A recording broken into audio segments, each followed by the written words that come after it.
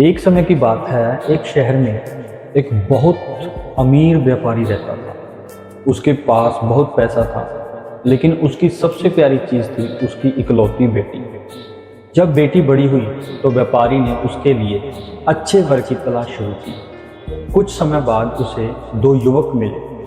पहला युवक बहुत सुंदर था, उसे देखते ही हर कोई प्रभावित हो जाता। दूसरा युवक साधारण था, लेकिन वह बहुत समझदार, मेहनती और दयालु था। व्यापारी को दूसरा युवक ज़्यादा अच्छा लगा, लेकिन उसकी बेटी को पहला युवक पसंद था, क्योंकि उसे लगता था कि सुंदरता ही सबसे बड़ी खुशी है। व्यापारी उन्हें एक संत के पास ले गया ताकि सही फैसला हो सके। संत ने दोनों की बात सुनी और मुस्कुराकर बोले, कल दोपहर तुम दोनों अपनी बेटी के साथ फिर आना, लेकिन ध्यान रखना, शहर की सीमा के बाद कोई वाहन नहीं, पैदल चलकर आना और पीने के लिए सोने की सुराही में पानी लेकर आना।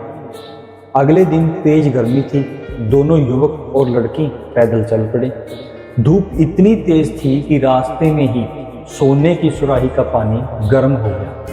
प्यास से सब परेशान हो गए। जब वे संत के आश्रम पहुंचे तो संत ने उन्हें मिट्टी की साधारण मटकी का ठंडा पानी पिलाया। ठंडा पानी पीकर सबको राहत मिली।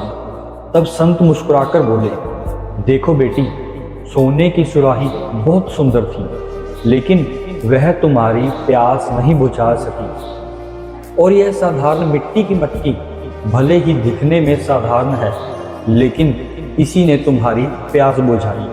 संत ने कहा, यही फर्क है रूप और गुण में।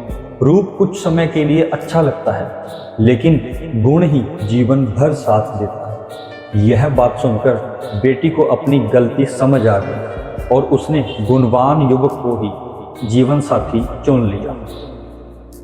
सुंदरता कुछ समय के लिए आकर्षित करती है, लेकिन अच्छे गुण ही जीवन को सच में खुशहाल बनाते हैं।